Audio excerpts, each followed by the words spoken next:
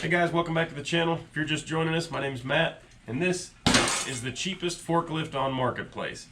Today we're going to be fixing it up, getting it running a little bit better, changing the oil. This is the second episode on this forklift being the cheapest on Marketplace. Today we're going to be repairing it, getting it running a little bit better, changing the oil. If you haven't seen part one, click the link right up here and you can check that out. That was dragging it home, getting it running, etc. Just to do a quick recap, guys, what this is I drug home this awesome old forklift that I found on Marketplace, sprayed it down with the steam Jenny,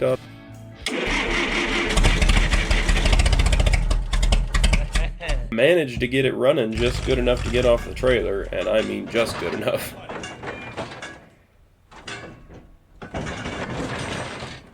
Kept it running long enough to try to fit it in the garage. Had to take the roll bar off because it was a little too tall to fit.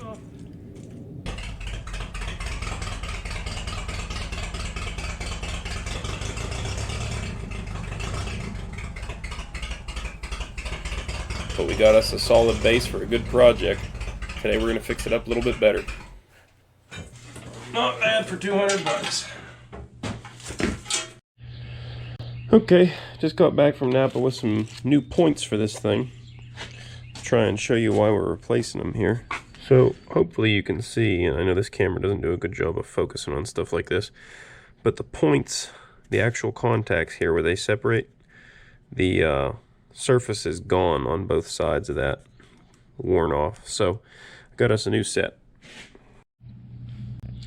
So I've just installed this new set of points. All it is the one screw here in the center, and there's a locating pin back here and two wires connected on there. And let's set the gap now. I've got it on top dead center, or pretty darn close. It's really hard to get a bar on this motor, so yeah. So through the digging I found online, as I mentioned I think before, I found that the points gap is supposed to be 22 thousandths. So with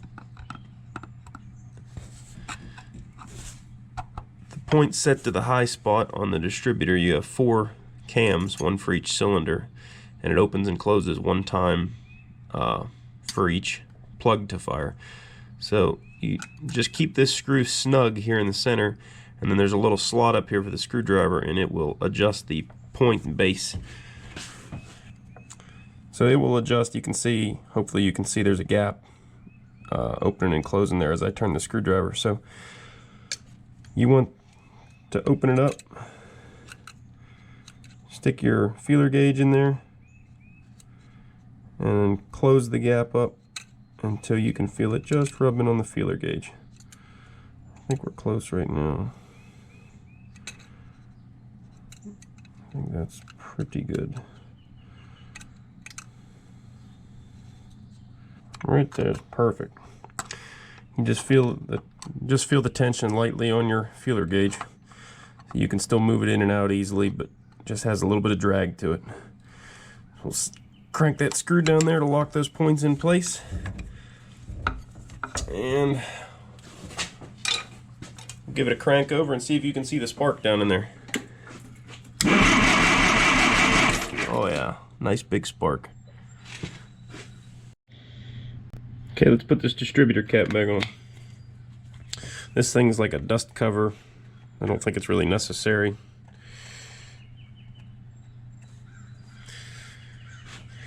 And you got your rotor. Make sure that's seated all the way down there. Now we'll take our cap.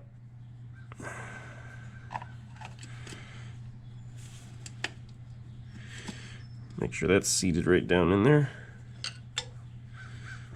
Some caps, I don't know if this one is, I just know how it went on. But anyway, sometimes if you're not paying attention, I guess you could flip the cap 180, and sometimes they're not made so that they won't fit like that.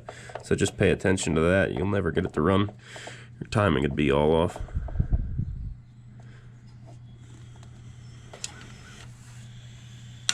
Alright, let's see if she'll start up and runs better now.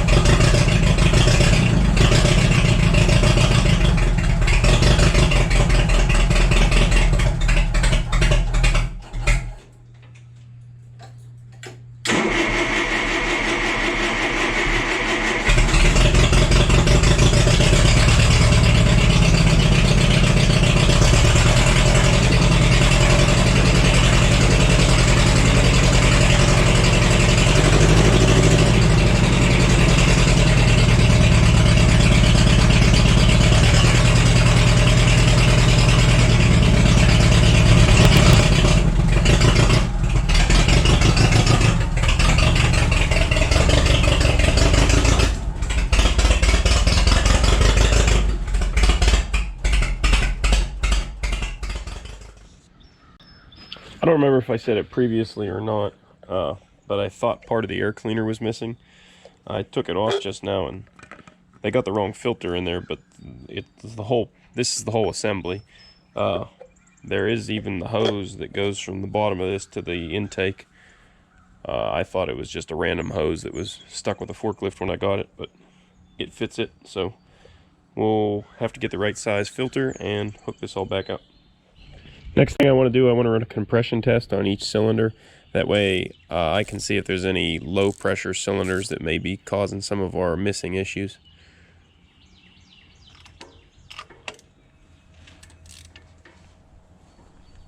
Ooh.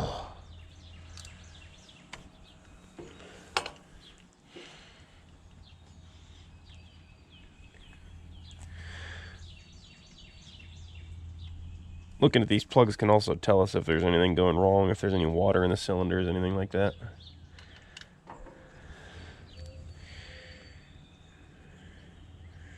They look good though, really clean. We'll check the gap on the plugs while we have them out too.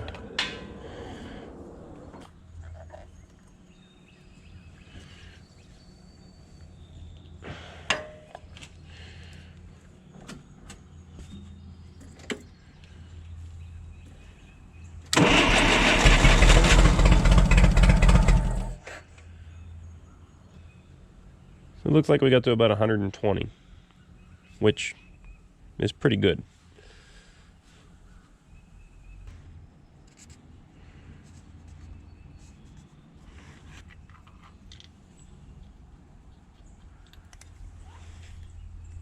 Plug also looks very good. I don't think these are the right plugs for it, so that's probably not helping anything.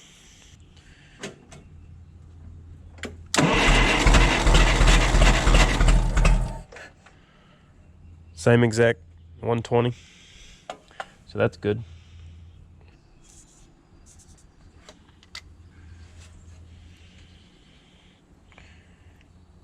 Plug also looks very good. Come on, 120.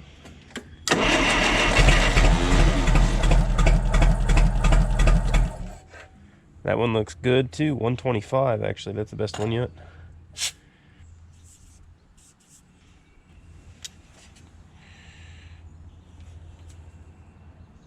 This plug looks good too.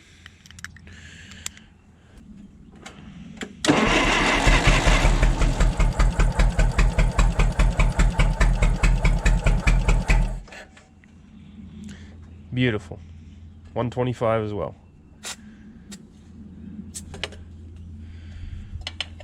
So that's really good.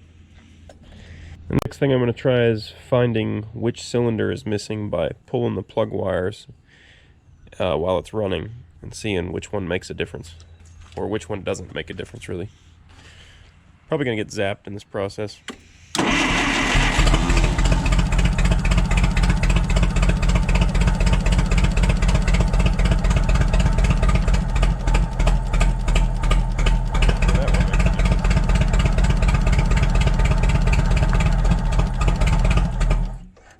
Those two work.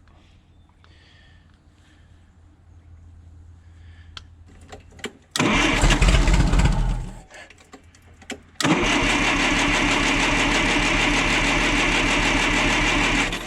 think part of the issue too is it's flooding out. It's getting too much propane.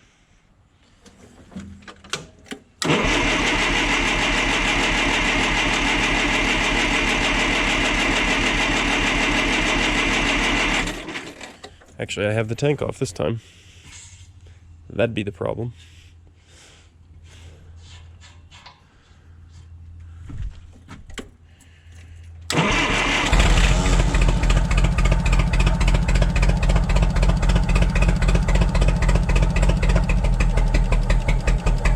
That one runs too.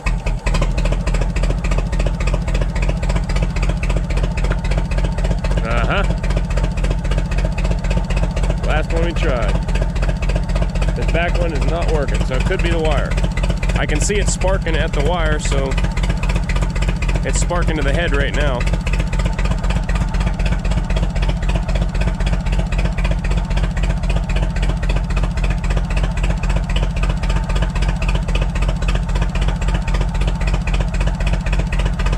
try putting a different plug in that hole.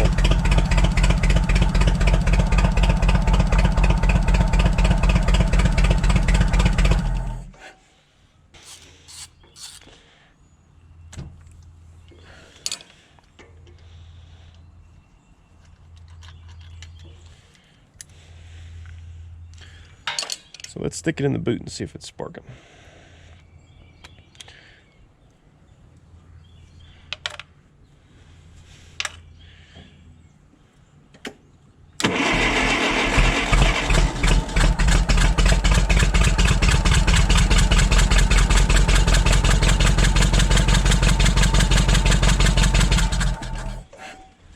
So I can see spark jump from the electrode to the metal, but there's no spark in between there. So let's try a different plug, see if it changes that. All right, here's a different plug. It's not the exact same number plug, but shouldn't matter for what we're doing. It's not any longer, so it's not going to hit the piston or anything.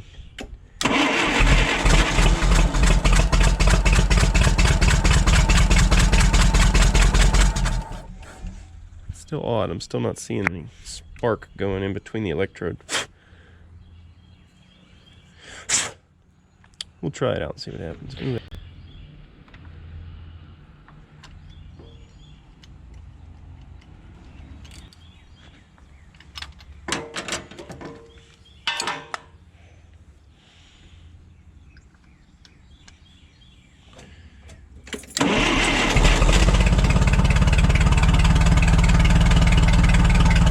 Sounds like she runs a heck of a lot better.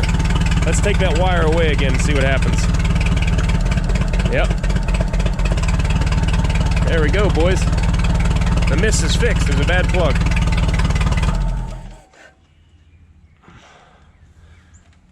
All right. Well, that's exciting.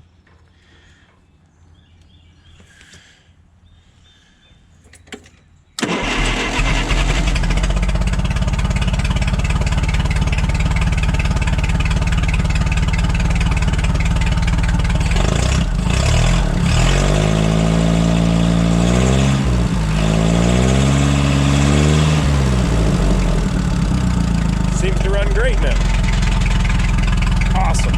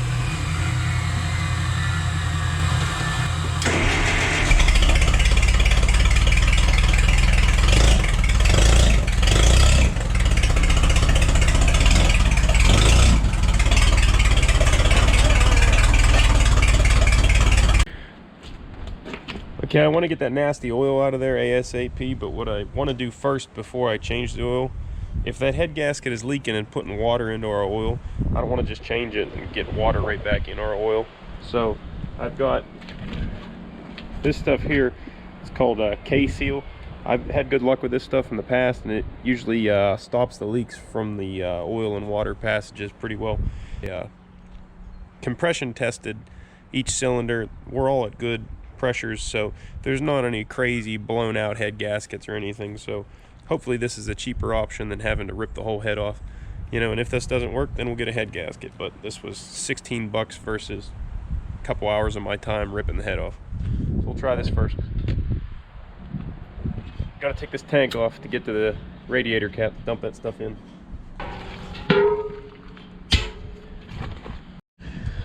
Okay, now that we shook it up for 30 seconds, we just dump it straight in here.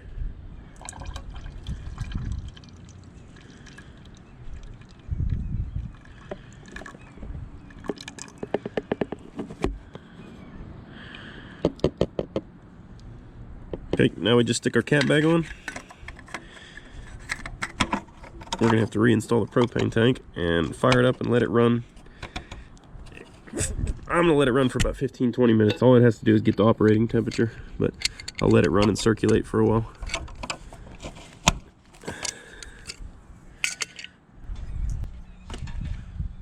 Fire it up and let it run for a little bit.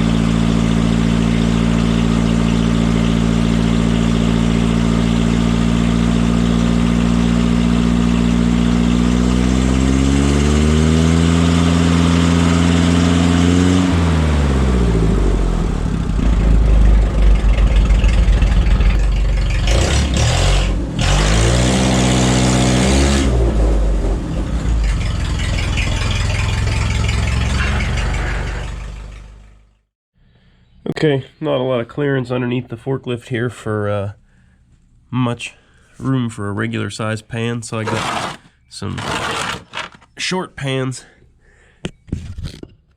and when one gets full I'll pull it out and switch to the next one. Kind of hard for you guys to see in there, but let's get this thing drained and see what kind of nastiness awaits us in there.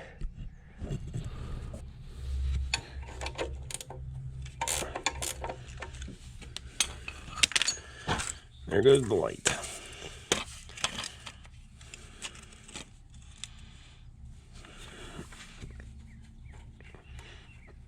Where'd you're not? Ugh. Release the shmoo.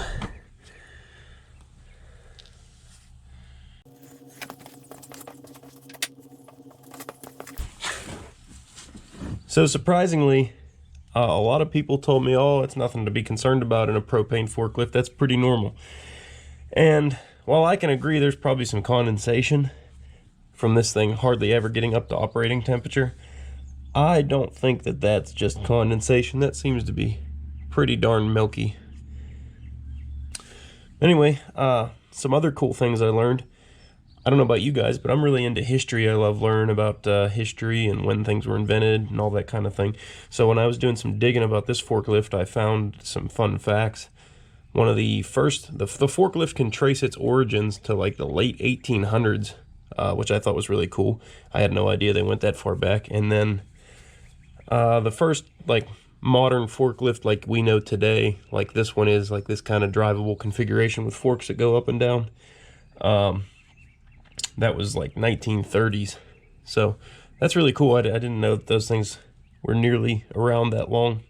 I think it'd be really cool to find a forklift that was that old and fix it up. But I've never seen one. This is probably one of the oldest ones I've come across.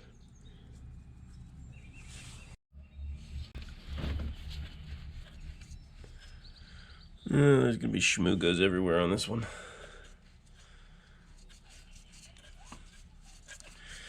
Yep, there it goes. Not too bad. Diaper here.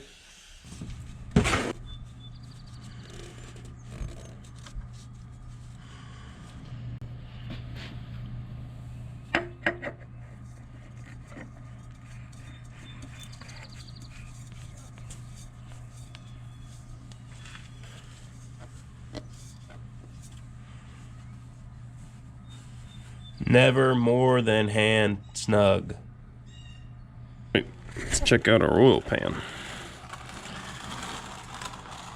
Oh yeah, that's the best kind right there. It's still lubric. No, that's not the word. What is the proper word? It has lubricity to it. I don't know how to say it.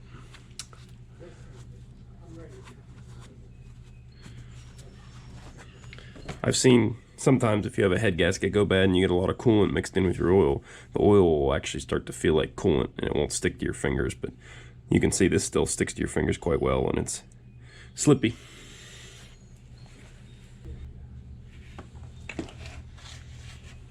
Banana milkshake.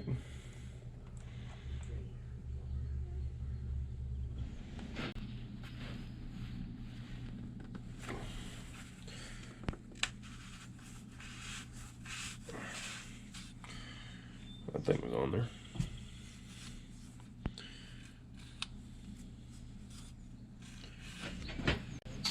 So I was not planning on it, but I reached into the oil fill port here and just felt on the upper side of the valve cover here, and I could feel some rust scale, and it was kind of loose and flaky. So I'm going to pull the valve cover off because it's only 2 bolts, and give that a good inspection, see what we can't see in there.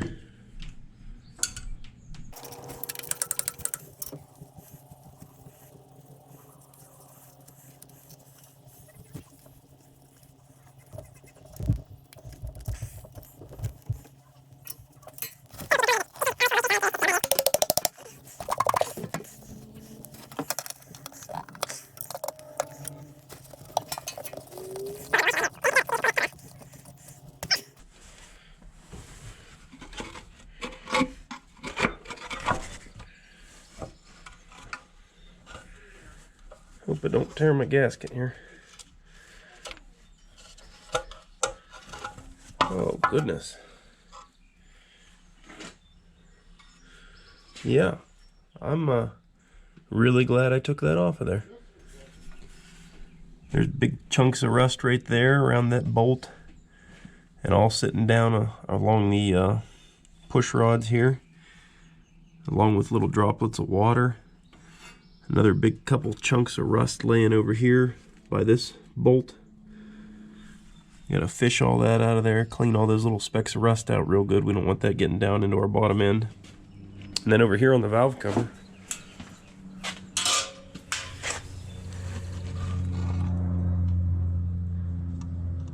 a ton of condensation and moisture buildup, rust scale. Look at all that. We don't want that getting in the motor, so I'm glad I pulled this. All right, get our magnet and fish all this crap out of here, hopefully. It's real, that's weird. It's like the softest rust I've ever seen. It's like a cracker consistency. That's strange, I've never seen that. Tell you one thing I'm glad to see though, there's not nearly as much rust in this motor as there is in that Farmall 8 we picked up from my buddy the other day. Good gravy, that thing's rusty. I feel bad for that old girl. We're gonna try and save it. Playing with that old Farmall made me really want to get back to playing with some of mine. I used to really be into the tractors, and then I got the heavy equipment and really didn't have the time to be messing with the tractors anymore, because at least the heavy equipment I can make a living with it. I can kind of justify spending some more money on it and spending more time with it because it makes me money. The tractors are just a hobby. I don't really need a bunch of tractors. So I know a lot of you guys ask how I get into mechanics and working on things, and me working on stuff goes all the way back to kindergarten. I had taken some toys home from the school that were broken. The teacher let me take them, probably thinking I was never going to bring them back. I actually took them home, tore them apart, and fixed them myself. Nobody helped me. Brought them back a couple days later, all fixed up. She was amazed. My parents were too. Ugh. Okay, well, I did my best I can at cleaning out this valve train area. I took the magnet and really spent some time cleaning all that out of there. Sopped up all the nasty milkshake looking oil with diapers as best I can, and then took the air gun and blew out all the water droplets. So since we got the valve cover off, I guess there's no point in trying to deal with the funnel. Just dump the oil straight over top of all this stuff, and that way it gets good and lubricated. And yeah.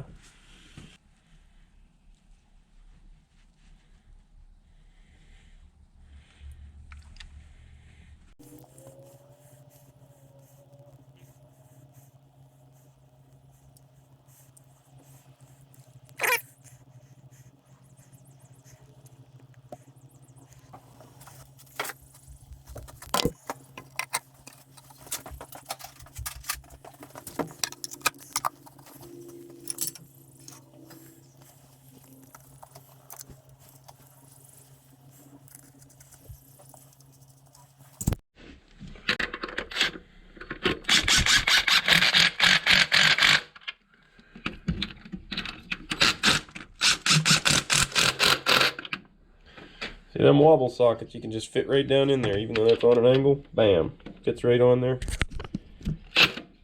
Nails it. Multi-master too.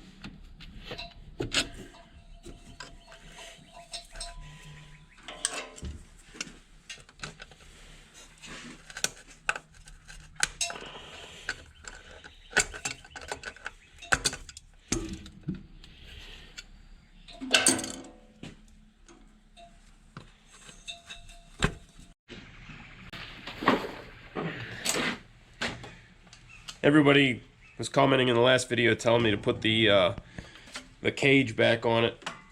I was planning on it anyway, but we're just going to cut it down so it fits in the garage a little better.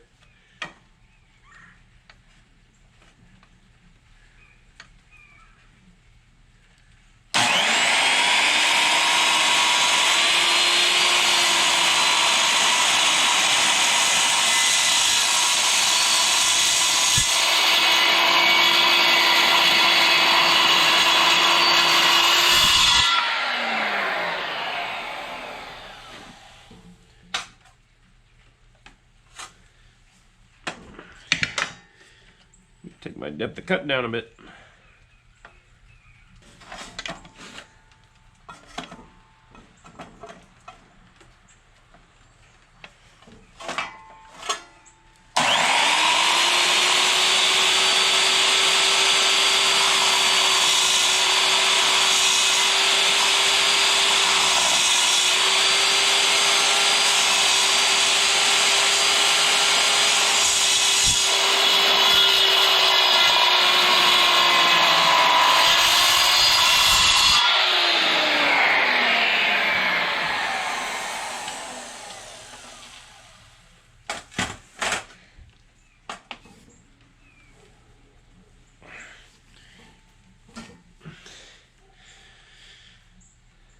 I can adjust it a little bit deeper. It'll go up to like 3 inches thick, but the thing is, it really kills the blades for some reason if you let the blade come way past whatever you're cutting.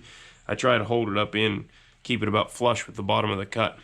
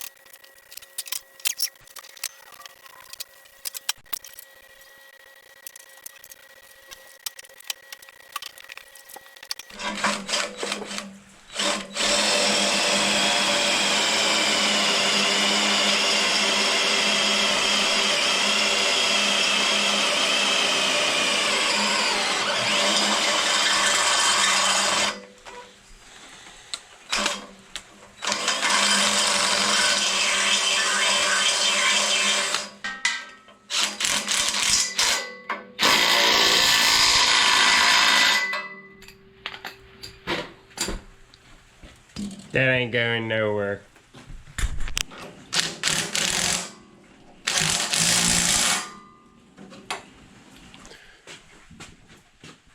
Well guys, unfortunately I'm out of time for this video.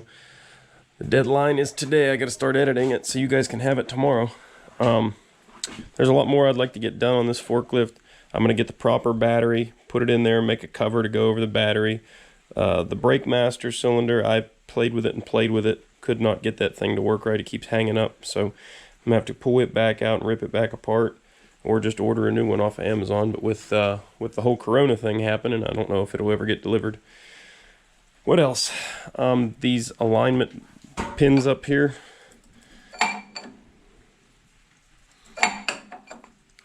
Yeah, I need to take those out and straighten them because they're both bent. Straighten them out and then put the anchor bolts back in them there. And it's not charging, and I don't have a wiring diagram to really sit here and figure it all out. But there was that busted wire down there by the voltage regulator, and I fixed that. And when I hooked it up, started it up, the amp meter showed that it was charging, and I started to see and smell smoke. So I shut her back off real quick, and that voltage regulator was smoking. So I'm not sure what the deal is there. Got to see if I can dig through the interwebs a little bit more and find a good wiring diagram. But I'll keep working on this thing in the future, and when I get it all finished, I'll put out the last video. I really hate making things go on forever, making too many videos. I would love to be able to put the whole thing in one video, but it's just not the way life works. So if you like the forklift, give it a thumbs up. If you haven't already, hit that subscribe button so you don't miss all my future projects. And next week, I'm hoping to be down at the church working on some stuff, so you guys get another video of that. And then I know, I keep saying, waiting for better weather, but it's raining out there right now. And I need some good dry weather to work on that auto car. I know everybody's been asking me about it. Trust me, I can't wait to get out there and start working on it too. But as soon as the weather dries up, I'll be out there. Till next week, guys. Thanks for watching.